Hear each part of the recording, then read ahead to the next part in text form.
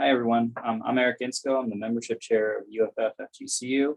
And in our last meeting, Carolyn Gischel had some really great advice to all faculty who were going up for, getting ready for their annual professional development reports. We're about a month out. And so I just asked that she share this information with all of you. So here we go. Carolyn, can you take it away? Okay, thanks, Eric. So I serve as the co-president and also as grievance chair. And one of the things that comes up in grievance actually quite often is the evaluation comes out as unsatisfactory. And sometimes people are surprised by that, but sometimes they kind of see it coming.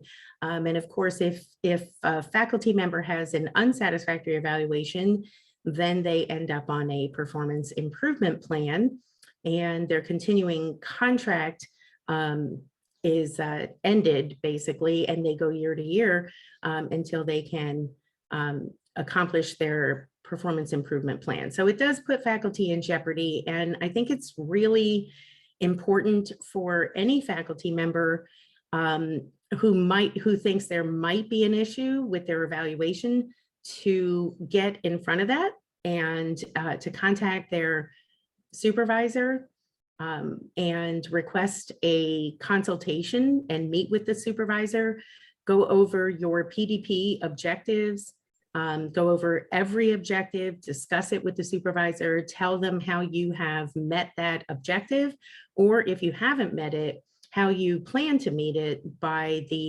March 31st for 9-month faculty and by May 31st for 12-month faculty.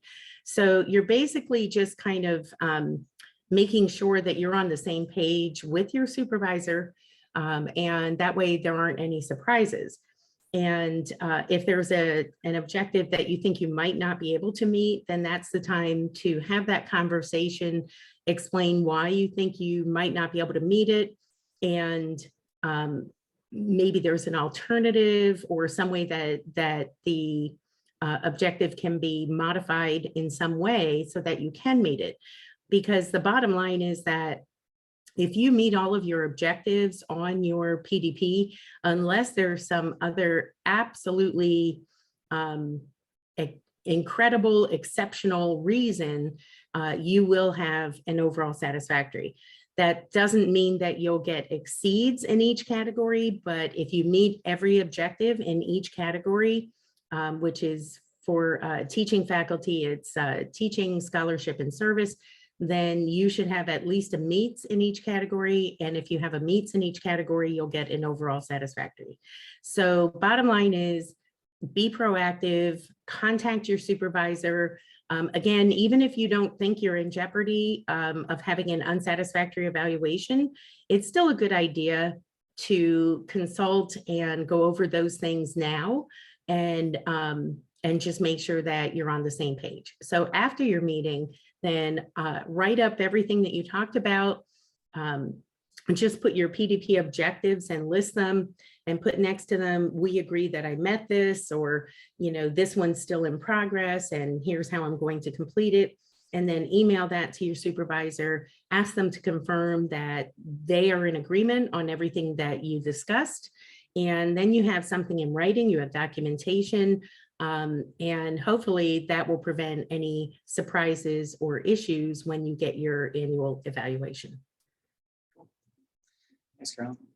Are there any common things that people get evaluated on that they shouldn't be evaluated on? Is that a common thing? And what should people do if they think that's the case? Right. Do you mean as far as developing a PDP and having objectives that you shouldn't have, or that the supervisor evaluates you on something that's not on your PDP? I was thinking more like the supervisor evaluates you on something that's not on your PDP, like DWF rates or something. Can they evaluate you on DWF rates?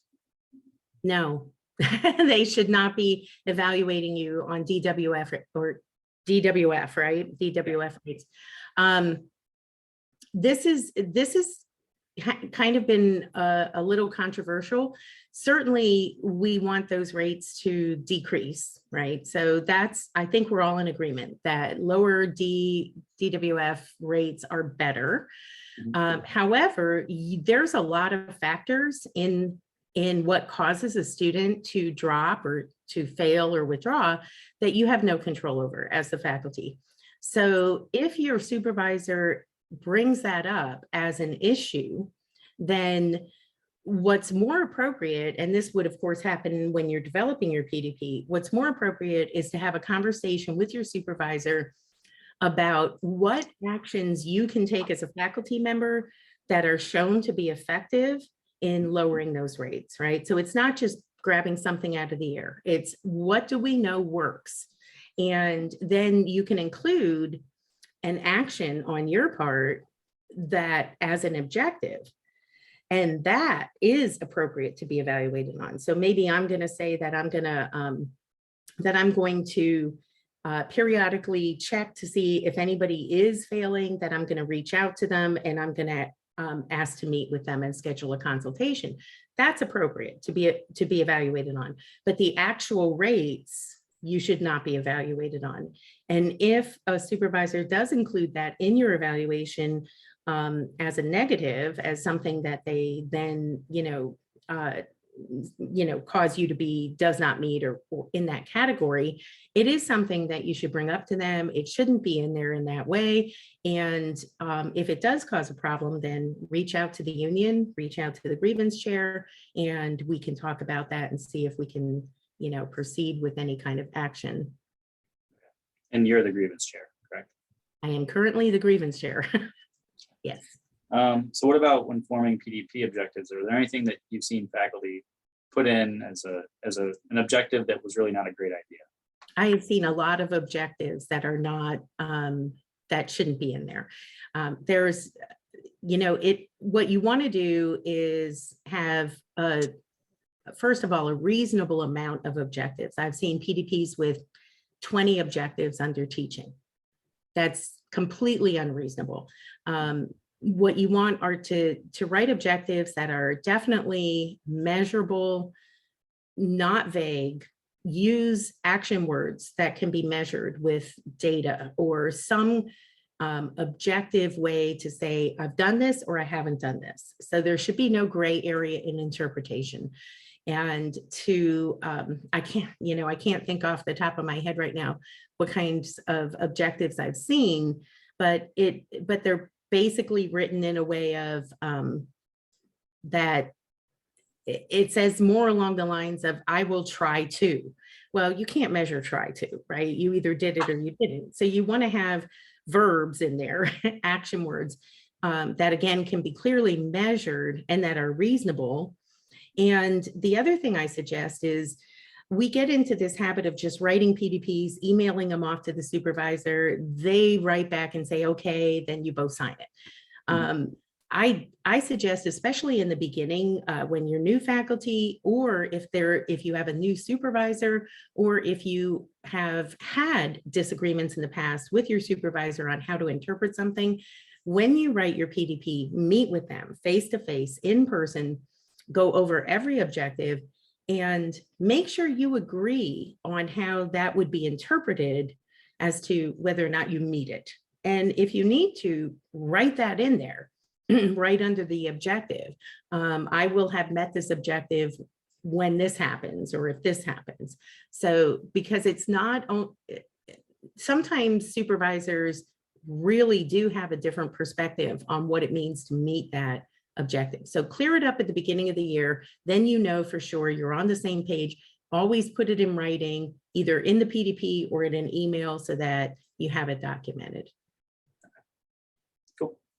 Thanks, Carolyn. Thanks, Sarah. Great questions. No problem. My pleasure.